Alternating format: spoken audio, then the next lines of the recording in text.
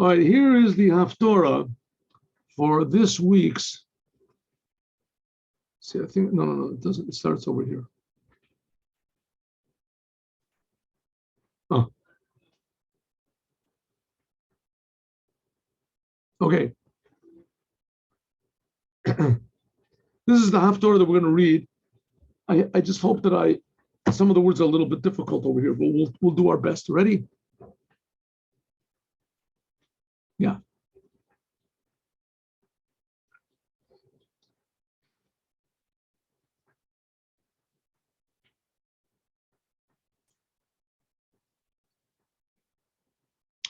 Haboim Yashresh Yaakov, those who went into Egypt. Now, some people say this is talking about the future redemption.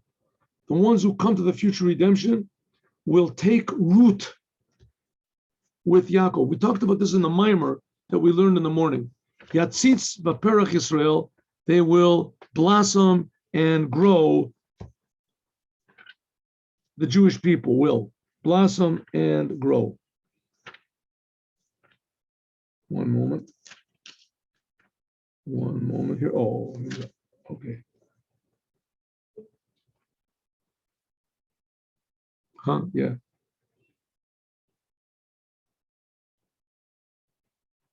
All right. Yes. Okay, here he translates it. The days are coming. The days are coming. So he translates it in this. I have the translation also. It's talking about the future redemption.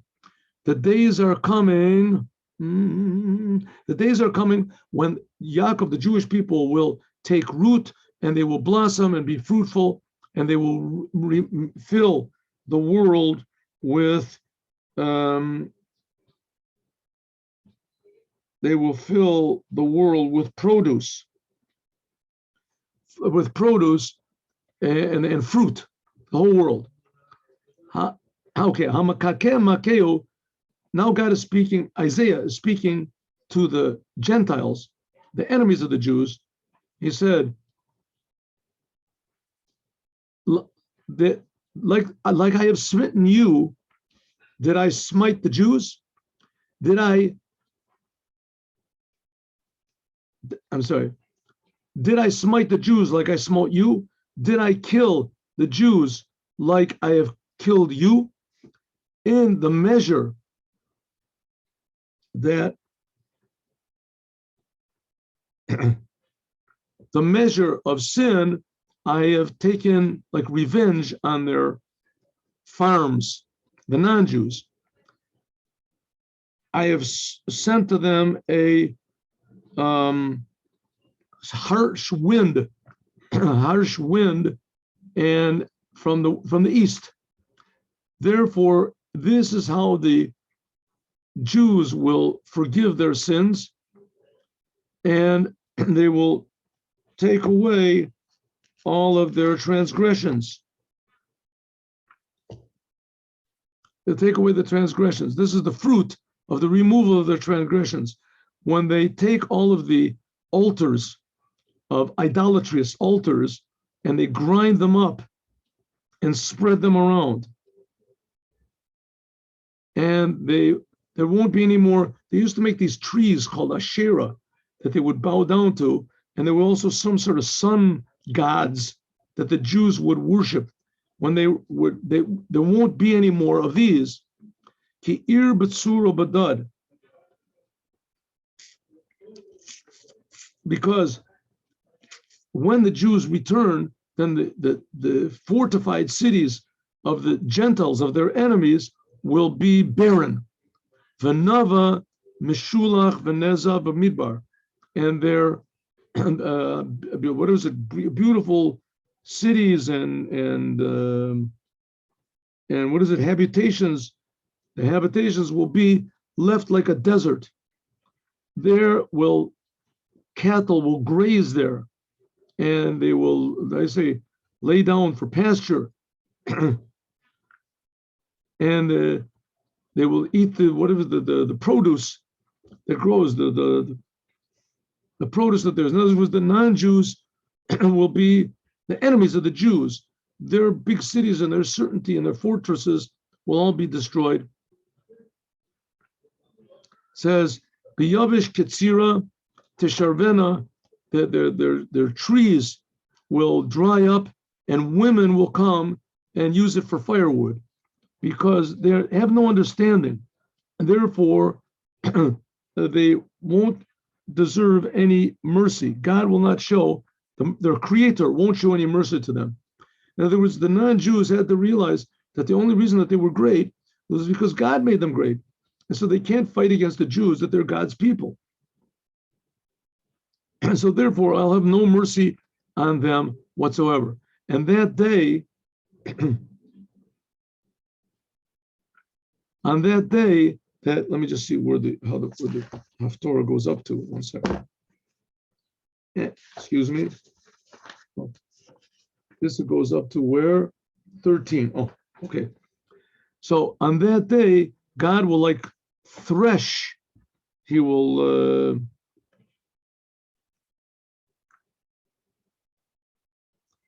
thresh the river, including the river of Egypt, with the power of Egypt was their river, that was their God.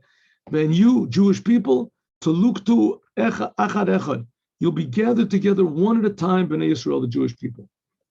And it will be on that day, Yitaka b'shofar gadol, there will be sounded a great shofar, and the lost people in the land of Assyria, and the people who are Jews that are lost in the land of Assyria. Ashur also means richness. So there's Jews that are lost in like America and those places where Jews leave Judaism from plenty. There's so much plenty that there's no reason to believe in God. And I'm doing okay without believing in God. But what the purpose of Judaism is not to be rich or anything. It's a good, nice thing to be rich, but richness can blind a person's eyes. That's the land of Ashur, America, England, these places. And also there's Jews like in Russia. Millions and millions of Jews live in Russia that they don't even know they're Jews because it was Mitzrayim. It was like a dark, narrow place as far as Judaism was concerned. And that day, a big shofar will be sounded, and the lost people in the land of richness and the people that are lost, cast away in the land of spiritual poverty will all bow down to God in the holy mountain in Jerusalem. Okay, that's about half of the.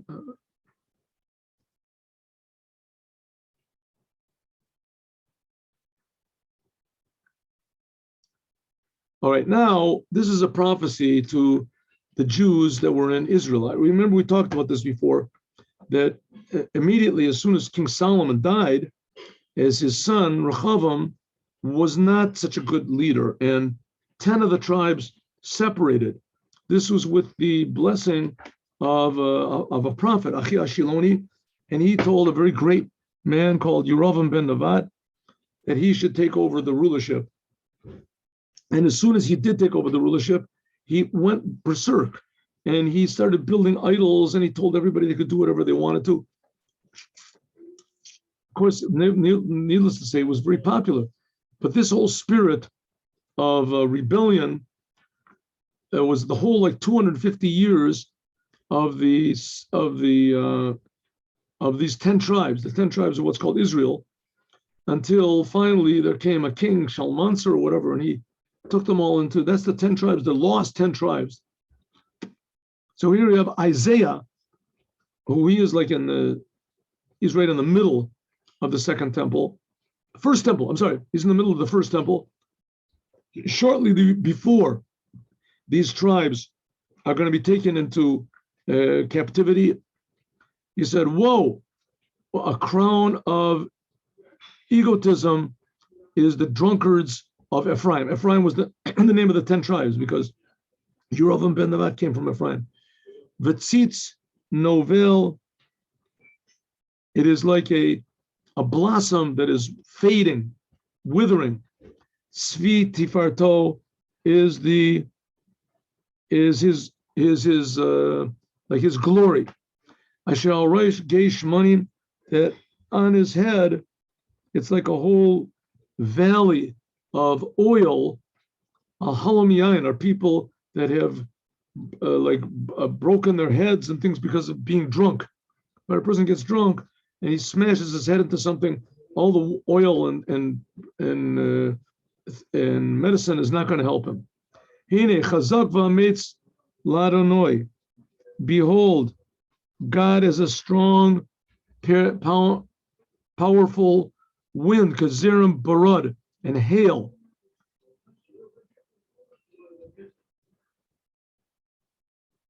Kazirim mayim kavirim, like a flood waters that are going to wash everything away.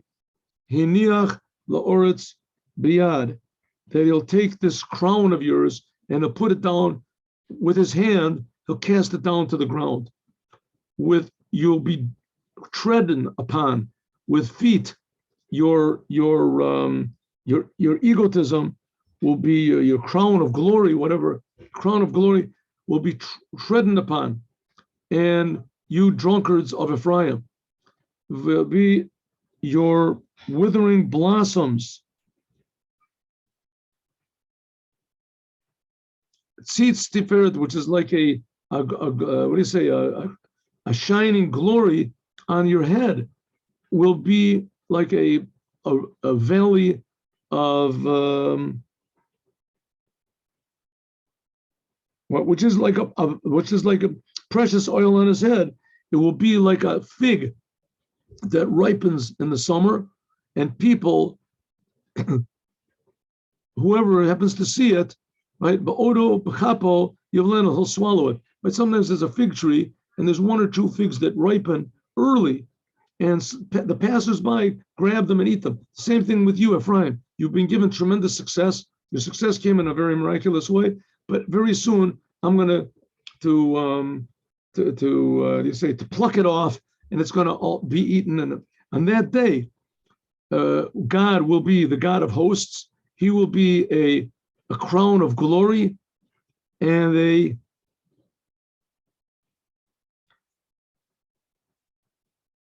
like a precious stone for his people. Ruach mishpat, and it'll be a spirit of judgment for one who sits in judgment. Just one moment, I want to see what this goes up to. This goes up to 1 minute. Oh, excuse me.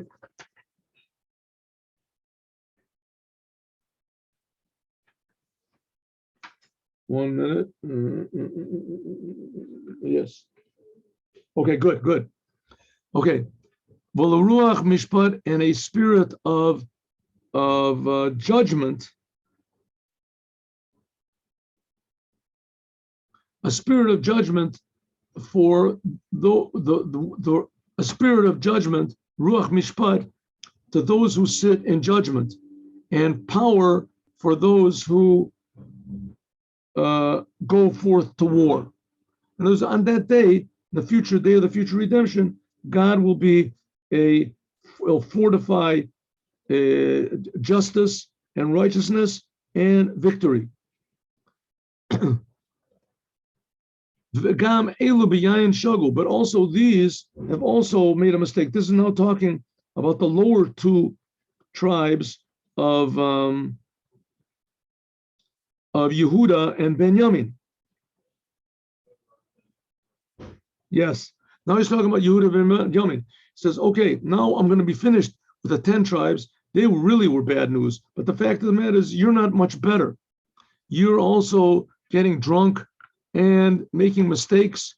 The Kohen, your priests, and your prophets have become inebriated with wine, and they're making mistakes from their liquor. They have strayed in their seeing, and they have done bad sins. He calls shulchanot, because all of their tables are filled with vomit, filth, and no clean place. Some people say b'li makom means without God. In other words, the Jews in the southern part, even though it was better, but it still is it has a lot to be fixed up. Who is going to teach knowledge? Who can explain a message? Et mi yavin shmua gomul. Who will do? Who only may mevin shmua gomuli mechalav. Only children that have just now finished weaning from their mother's breast and removed from their mother's breasts. In other words, the Jewish people, the only ones that are wholesome enough to really understand will be the children. Ki kav lakav, ki tzav latzav, tzav latzav, because one commandment and then another, and then a commandment, one commandment at a time, commandment by commandment, commandment by commandment, kav lakav, like line by line, a little bit here and a little bit there, right? Ki tzav latzav, tzav latzav, kav lakav, kav lakav, zirsham, a little bit here, a little bit there. What's he saying? The Jewish people are on such a low level now that I have patience. I'll teach them little by little, says God. Like a builder, when he builds up a wall, so he puts bricks, so he has this line that he takes a string so that it'll be straight. So he has to move the string each and every time. That's the same thing with the Jewish people to build, because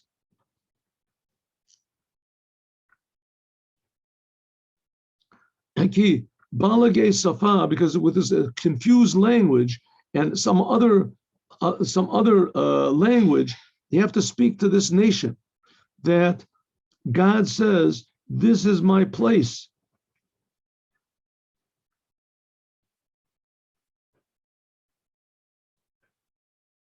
Right?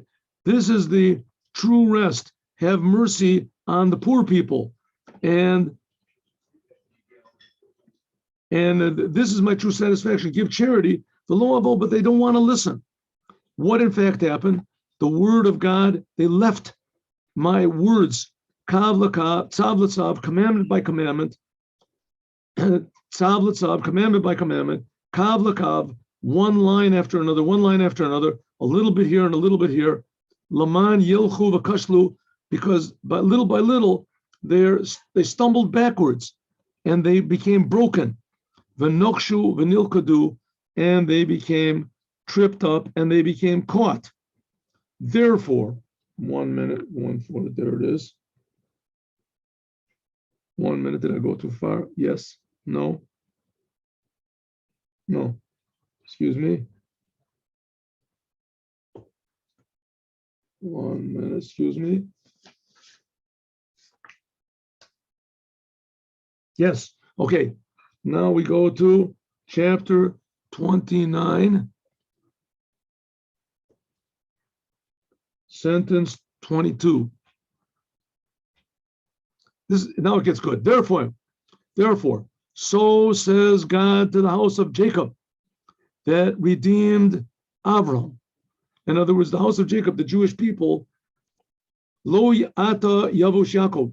Jacob, you don't have to be ashamed. Now, Abraham, he was like perfect. And who would dream that the children of Jacob would come out to be so terrible, right? So terrible. It would be an embarrassment to Jacob in front of Abraham, his grandfather. Jacob can't say, hey, look at my children. Abraham will say, well, these are terrible. So he says, don't worry, Yaakov, you've got nothing to be embarrassed about. And your face should not be fallen or whatever, pale, because when your children see my handiwork, that they will sanctify my name. They will sanctify my name. And they will make holy the holiness of Jacob. And the God of Israel they will praise. And those people who are mistaken, yeah, is this right? Yes. No, that's it. Yaritzu, there it is, that's it. And the God of Israel they will praise. And what's he saying? He's saying, the prophet is saying to the Jews, this is before the destruction of the first temple, right? So he's saying, listen, God is really not so happy with you. The 10 tribes, they're finished. There's just no way that, that they're going to be fixed up. The lower 2 tribes, maybe you have a chance that you can fix your way up, but I see that they're also stumbling. But you should know that in the end, in the days of the Moshiach, which, I mean, how did Isaiah know at this time that it was going to be talking about another 2,000 years, 2,500 years, something like that? He said, don't worry, the days of the Mashiach, everyone is going to be gathered together, all the Jewish people. And Abraham and Jacob will be proud of their offspring. Even those people who make mistakes, they'll all come back to the true creator of the universe. Everyone will praise the God of Israel. That's this week's Torah portion. A little bit choppy, but that's the translation. The language of Isaiah is very, eloquent Hebrew. And a lot of times he makes allegories to things, and then he'll change immediately afterwards because the allegory really contains in it everything that he has to say. So the language is very terse. It's very, very compact. Okay, everyone, have a good Shabbos with Mashiach. Now, tomorrow at 8:15, God willing, Friday, we are going to finish the Devar Malchut that we started this week. Shalom, uvracha to everybody. Blessings. Bolton, how are you? Thank God. How are you, Davi? Baruch Hashem, you should know that I enjoy your classes.